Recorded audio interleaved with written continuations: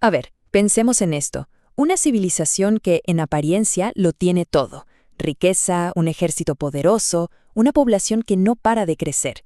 Parece la receta perfecta para el éxito, ¿no? Pero, ¿qué pasa si debajo de todo ese brillo hay una grieta, una fragilidad que amenaza con derrumbarlo todo? Justo de eso vamos a hablar hoy, del dilema que nos presenta Harom. Y aquí está la gran pregunta, el meollo del asunto. ¿Cómo es que una sociedad que está en la cúspide de su prosperidad de repente podría estar al borde del colapso? Parece un contrasentido, ¿verdad? Pues bueno, hay un texto muy antiguo y cortito, el Registro de Harom, que nos da una perspectiva fascinante sobre esta paradoja. Así que vamos a meternos de lleno a analizarlo. Ok, para empezar hay que conocer a quien nos cuenta la historia, Yarom. Y miren, él no es como otros escritores que quizás buscan la fama o dejar un legado monumental. No, no. La motivación de Yarom es algo mucho más simple, más humilde. Es pura obediencia. Y esto es súper importante para entender todo lo que sigue. Él no está escribiendo por ego o para contar sus hazañas personales. Para nada. Hay que pensar que él escribía en planchas de metal, o sea, el espacio era súper limitado. Cada palabra, cada letra tenía que valer la pena. Su misión era en realidad un deber sagrado. Tenía que preservar la historia y la genealogía de su gente para los que vinieran después. Simplemente estaba cumpliendo una orden. Bueno, y ahora sí llegamos al núcleo de este análisis. La gran paradoja, la contradicción que vivía su pueblo, los nefitas. Porque, a ver, si los veías por fuera, ¡wow!, eran la viva imagen del éxito. Pero por dentro la historia era otra. Estaban lidiando con una debilidad muy profunda. Y en esta tabla se ve clarísimo. De un lado de la balanza, todo lo que uno esperaría de una civilización top. La población crecía y crecía, la tierra les daba de todo en abundancia y su ejército, imparable. Pero, del otro lado, la cara oculta. Gente con el corazón endurecido, pleitos internos por todos lados y la amenaza constante de sus enemigos. O sea, eran una potencia sí, pero espiritualmente eran súper frágiles, muy inestables. Y ojo, no estamos hablando de un grupito de gente. Su crecimiento fue masivo. Se contaban por cientos de miles. Ya no eran una tribu pequeña, eran toda una nación expandiéndose. Un logro impresionante, sin duda, pero que, como vemos, no era garantía de paz o seguridad interna. Y fíjense en su capacidad militar. No se andaban con juegos, no eran un pueblo que se quedaba de brazos cruzados, para nada. Desarrollaron tecnología militar avanzada para su época. Armas de guerra, arcos, flechas, jabalinas, escudos, estaban listos para la defensa, súper preparados estratégicamente. Esto los hizo, claro, una fuerza muy respetada y temida. ¿Y contra quién peleaban tanto? Pues su principal enemigo eran los lamanitas. Harom los describe como un pueblo, bueno, bastante salvaje, sediento de sangre, siempre listos para la guerra. Esta amenaza era constante, un dolor de cabeza permanente para los nefitas.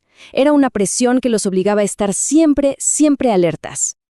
Ok, entonces la pregunta es obvia. Con tantos problemas internos y con esa amenaza externa, ¿cómo es que no colapsaron? ¿Cómo sobrevivieron? La respuesta que nos da Harom es fascinante.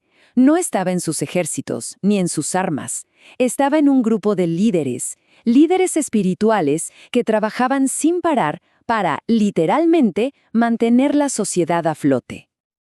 Y el trabajo de estos profetas, de estos sacerdotes, era de tiempo completo. No era solo pararse a dar un sermón de vez en cuando. No. Ellos predicaban la palabra de Dios, sí, pero también confrontaban a la gente, les llamaban la atención por su dureza de corazón, les advertían una y otra vez del peligro que corrían, y sobre todo enseñaban con una paciencia y una persistencia increíble.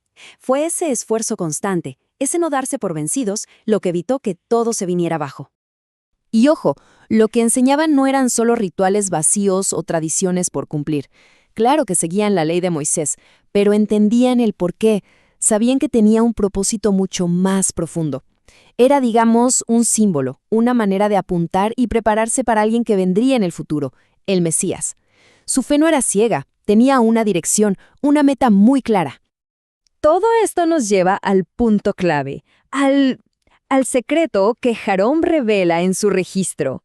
Él nos presenta lo que podríamos llamar la fórmula o la ecuación divina que, según él, decidía el destino de su gente. Y aquí la tenemos, blanco sobre negro. Era un patrón que se repetía una y otra vez, casi como un reloj. Cuando la gente obedecía, cuando seguían los mandamientos, ¿qué pasaba? Recibían protección y prosperaban. Todo iba bien. Pero, en cuanto se desviaban, en cuanto caían en la rebeldía, ¡pum!, se volvían vulnerables, se exponían al peligro y todo su progreso se frenaba en seco, así de simple y así de poderoso. En pocas palabras, la cosa era así. La protección que recibían no era un cheque en blanco, era condicional. Estaba totalmente ligada a su fidelidad. La supervivencia de los nefitas, al final del día, no dependía tanto de qué tan altas eran sus murallas o qué tan buenas eran sus armas, sino de su calidad moral, de su compromiso real con lo que creían. Y bueno, después de ver este sube y baja durante toda su vida, llega el momento para Jerome de cerrar su capítulo. Su parte en el registro llega a su fin. Su deber está cumplido. Esta pequeña cronología nos ayuda a ver cómo pasó el tiempo. Es como una carrera de relevos. Jarón recibe las planchas de su padre, Enos. Luego, él documenta toda esta lucha de su propia generación, este ciclo de prosperidad y problemas, y al final le pasa la estafeta a su hijo, Omni, para que la historia no se detenga. La lucha y el registro tenían que continuar. Y así, este registro tan cortito de Jarón nos deja pensando. Nos lanza una pregunta que, honestamente, es tan relevante hoy como lo fue entonces. En un mundo como el nuestro, lleno de amenazas por todos lados, ¿dónde está la verdadera fortaleza de una sociedad? ¿Está en su poder militar, en su dinero? ¿O está en la integridad moral de su gente? Es una de esas preguntas que se quedan dando vueltas en la cabeza, ¿no? Vale la pena darle una pensada.